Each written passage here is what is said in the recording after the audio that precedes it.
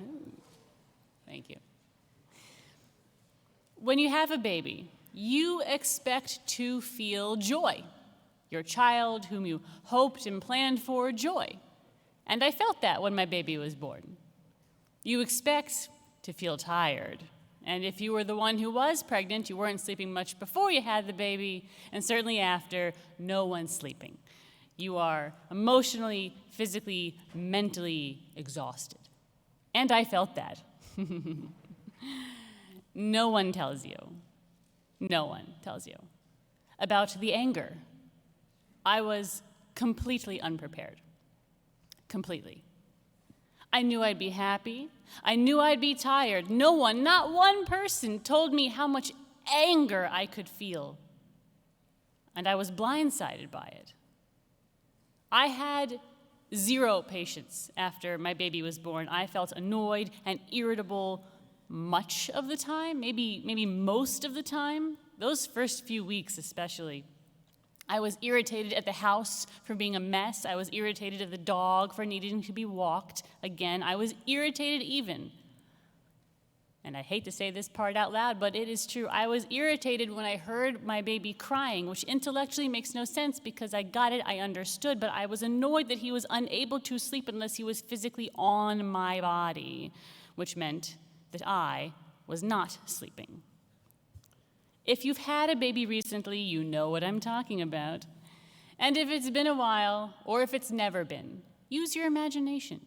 You're looking down in this crib at this precious face of a little baby that you would literally give your life for.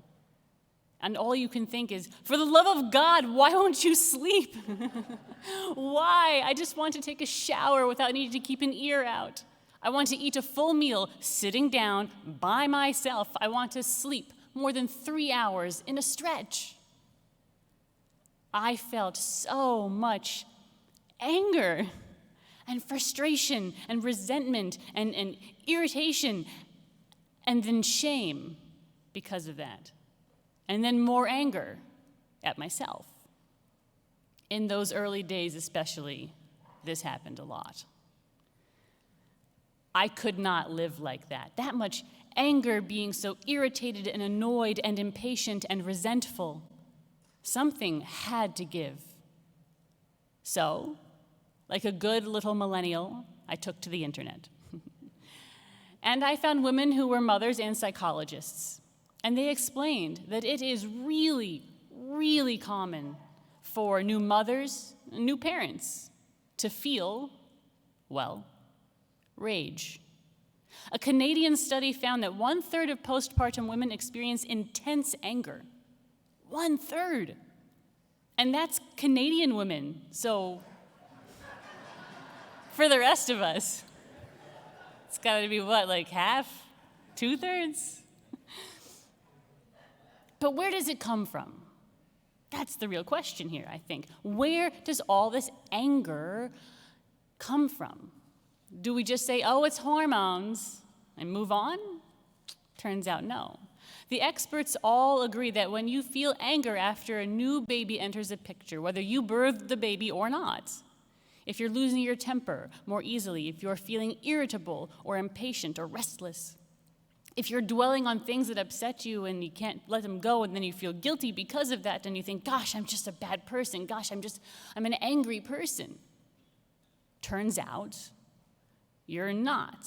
Or, more specifically, you are angry. You're angry because. You're angry because. Because now you have a very adorable, huge financial strain. Because you are exhausted. Because you need more support. Because you're lonely. Because you're anxious. Because you feel guilt or shame. Because you feel frustrated. And anger feels way better than any of those feelings. Feeling anxious about money or the future, anger feels better. Anger feels better than feeling lonely or lost or guilty or ashamed. Anger feels better than frustrated or unsupported. Those feelings feel awful. I did not want to feel. I didn't even want to acknowledge that I felt Anxious, very anxious. Almost all of the time, I was worried. Is he gaining weight? Is he too cold? Is he too warm? Is he breathing? The worry was all-consuming. I didn't want to confront the fact that I felt so alone. People reach out to you when you have a baby, mazel tov, and that was really nice. It's true, it was great. People did that, but I felt like I needed more. And then I felt bad that I needed so much, and I felt bad I didn't ask. And then I just felt bad. I felt like I wasn't enough. I wasn't near close to being enough. It felt like it was so easy for all the other mothers. Why not me? Why can't I make enough milk? Why is this thing that is so easy for everyone else? It's so natural. Why is it not happening for me? And I felt frustrated and ashamed. Those feelings, those are passive feelings, anxiety, loneliness, frustration, shame. Those feel like things that are happening to you, being done to you, that you're out of control in your own life, and no one likes to feel like that. But anger, losing your temper, being impatient, snapping at someone, making derisive comments, being cruel to yourself even, that feels way better. It feels active. Like you're in control, you're the one doing, you're steering the ship. But you're not. Not really. It's a smokescreen, anger. It's meant to distract you from the pain of truly unpleasant feelings. The only way I managed to deal with my own postpartum anger was by asking why and where. Why do I feel angry? Where is it coming from? And then I had to deal with those difficult issues. What are realistic and unrealistic worries? How can I ask for the support I need? What is a healthier perspective on how my body works? When we address those feelings, unpleasant though they are, fear and anxiety, loneliness, resentment, shame, it's only then that we solve anything. This is, I think, how anger is meant to function. Anger isn't meant to function. That's the old logic. Anger just is. It's anger. It's a feeling. It's a bad feeling. It's a feeling you're not supposed to have. Anger is one of the very first emotions expressed in the Torah. Very first. It's not joy. You might think joy, right? Ooh, happiness. No. Is it gratitude? No. Is it awe for the Almighty? Nope. Nope.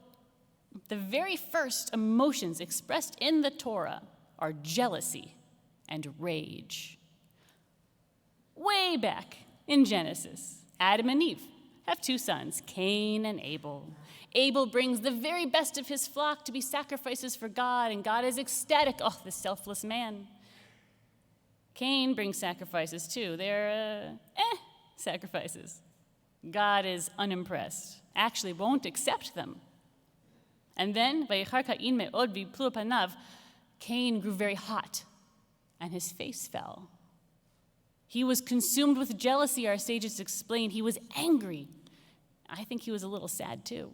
And Cain set upon his brother Abel and murdered him. Cain murdered his own brother. He was furious. He was overcome with anger, and he murdered his own brother. And why? Why did he murder him? Was it the anger itself? Was it really the anger? The Torah makes it very clear. It was not anger that drove him to murder. It was jealousy. He was jealous his brother's sacrifices were chosen. He felt slighted. He felt less than. He felt sad. And the Torah shows that he made no effort to deal with those feelings of inadequacy, of sadness, of jealousy, and he acted instead on the secondary feeling, that of rage. Acting on the feeling of anger is not just confined to a new parent who snaps at their spouse or is frustrated that their baby won't sleep and is really just exhausted and lonely and worried. The Torah puts this episode with Cain acting on his anger against his brother Abel at the very beginning of the Bible, the story of all humanity, to show that it is universal. That anger is fundamental to us as human beings. We all feel it. And it comes up because of other, much less pleasant feelings. And that when they are not dealt with, the result can be tragic. It's true in the Torah, and it's true now.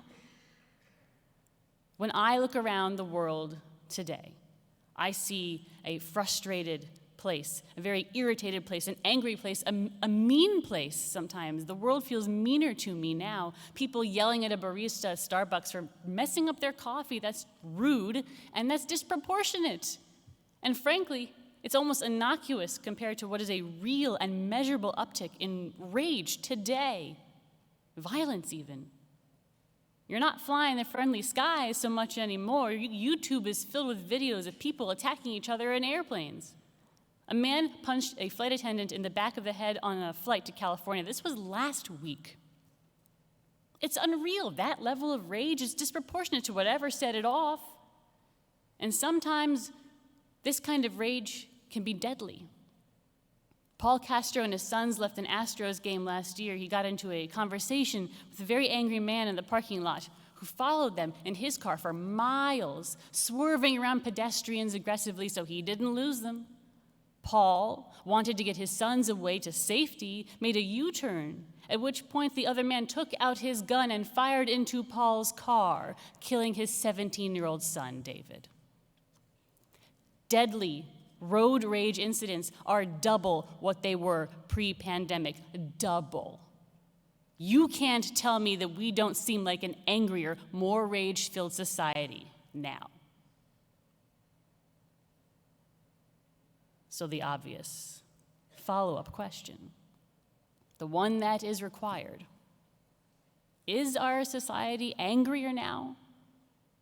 Or is there much that we are not dealing with?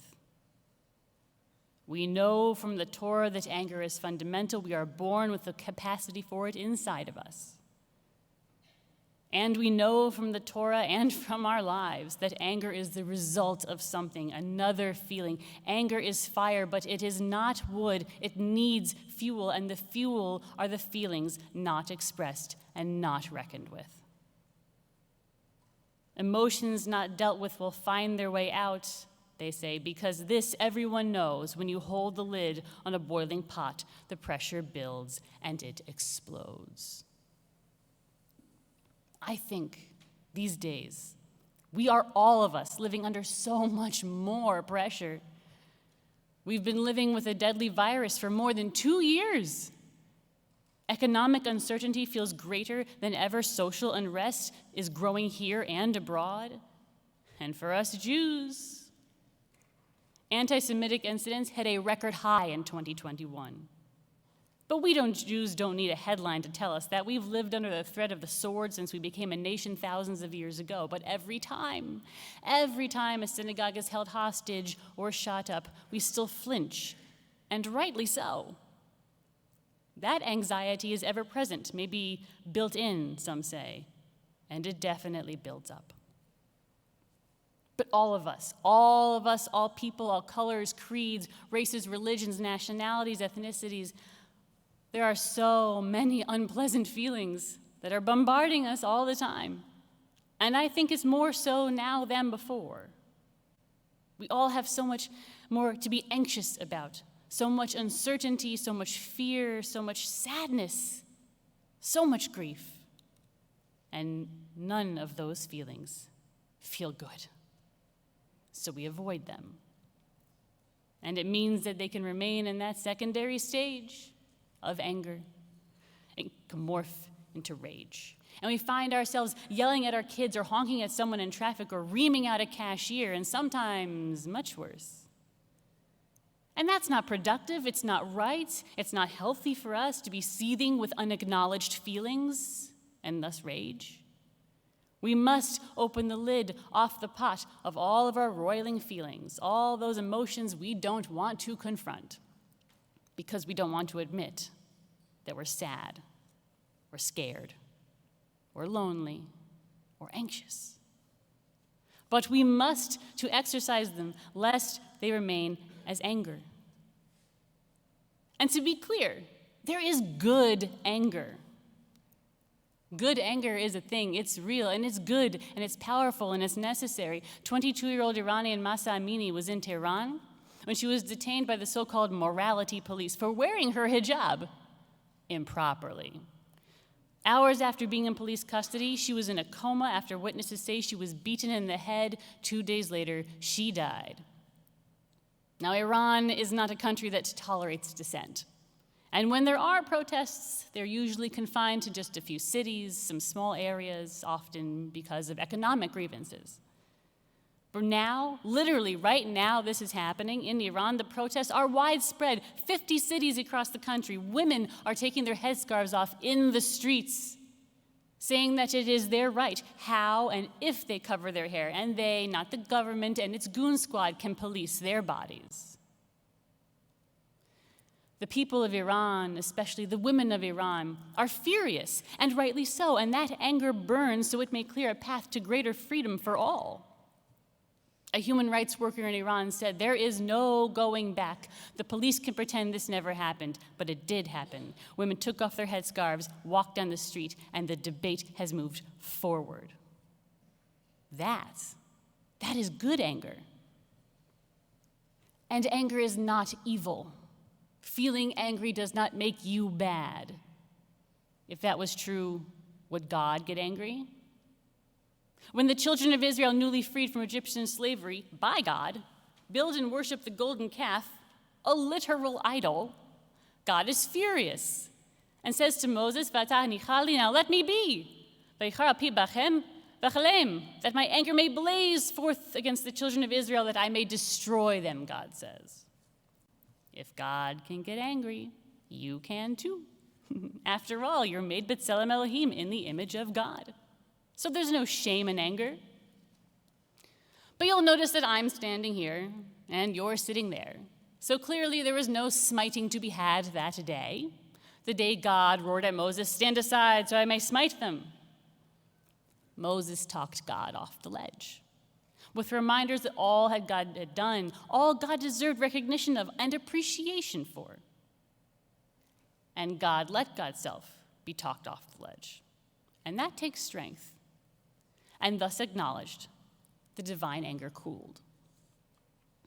It's almost as if we're supposed to model ourselves on God in this way and many other ways. And we are especially reminded of this now during Rosh Hashanah and Yom Kippur, a time particularly meant for introspection. Don't we sing, "Adonai, Adonai, El Rachum V'Chanun, Erech Apayim V'Rav Chesed V'Emet"? Adonai, Adonai, a God compassionate and gracious, slow to anger, abounding in kindness and faithfulness. It's almost as if now, during this season of self-inspection, we are meant to be reminded that anger is built into our code. You can't have none. Even God feels it. The difference is not letting it run rampant, burning you up, consuming you, and whoever is in your path. As we head into a new Jewish year, as you look over your life that you led over the past year, what anger, impatience, irritation are you holding on to because of feelings you have that are going unacknowledged? Fueling those flames and burning you up, remember, the plant you water is the plant that grows. So if we are each supposed to be an Eitz Chaim, a tree of life, do we want to nurse the anger that is a result of our pain and fear and anxiety and more? Or do we want to choose life as the Torah, as God implores us? A life of happiness and goodness, a sweet life. The choice is truly and ultimately yours. I wish you a Shana Tova Umetuka. May you have a year with more sweetness than you ever dared imagine was possible, and you surely deserve. Shana Tova.